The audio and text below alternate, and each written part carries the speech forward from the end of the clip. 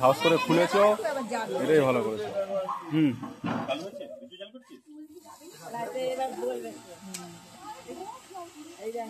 কাল থেকে ঘুরছে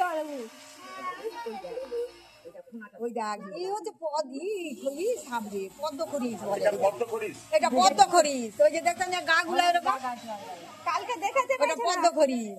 ওই দেখ কিরকম। আর উনি এটা কাদের বাড়ি? আমাদের বাড়ি সন্ন্যাসী গলায়। আমাকে কে ফোন করেছিলেন? আমি ফোন করেছিলাম, সুভাষজি গতিটা বলছিলাম, আবার আমও লাগালাম। ওটা পদ্ম খরিস দেখতেন। আপনার নাম কি?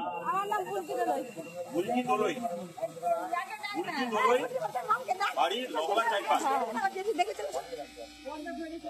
ফোন করেছিলেন, আমি সুমিত ধরেই সাপ রেস্কিউ করে থাকি। একটি ঘরের পাশে লাগোয়া গর্তের মধ্যে ছিল একটি পদ্ম খরিস, উদ্ধার করলাম। সাপটিকে নিয়ে গিয়ে আমরা গভীর জঙ্গলে ছেড়ে দেবো, কারণ সাপকে বাঁচিয়ে রাখা প্রয়োজনীয়তা আছে। সাপের বিষ থেকে অনেক প্রকারের ঔষধ তৈরি হয়। ওই অতটানি গর্ত বেরিয়ে গেল, এইটা পদ্ম খরিস দেখছেন। সাপ কামড়ালে আপনারা কি করবেন? সাপ কাউকে কামড়ালে আপনারা কি করবেন? হ্যাঁ, সোজা হসপিটাল, ওঝা গুনির নয়, বাঁধন নয়, কাটাকুটি নয়, সোজা হসপিটালে পৌঁছে যাবেন। 100 মিনিটের মধ্যে যদি কোনো রোগী সাপ কাটা হসপিটালে পৌঁছে যায়, সে রোগী বেঁচে যাবে। সাপকে বাঁচিয়ে রাখতে হবে, তার কারণ সাপের বিষ থেকে অনেক প্রকারের ঔষধ তৈরি হয়। ওইদিকে যেতে হবে।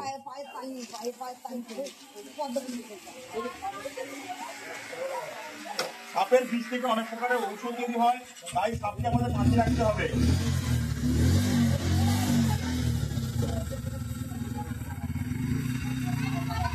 আমাকে দিবা দেবেন, দিবা 10 থেকে বড় একটু দিবা দেবেন।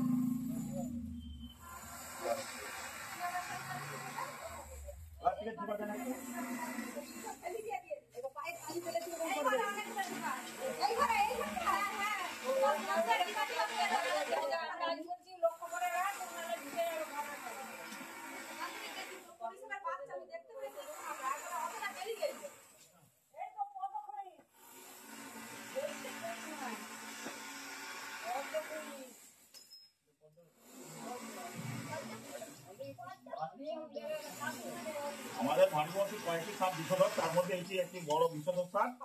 সাপকে কামড়ালে কেউ হসপিটালে চলে যাবে সবাই সঙ্গে সঙ্গে। ওঝাগুলি কাঠল বাসন নয়, একদমই ওঝাগুলি করে সময় নষ্ট করবেন না।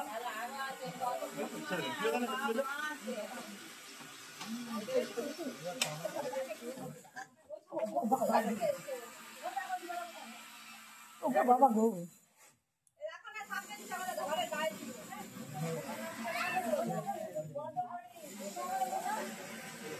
ওই পদ্ম খরিস, গাটা দেখেই বুঝে পদ্ম খরিস।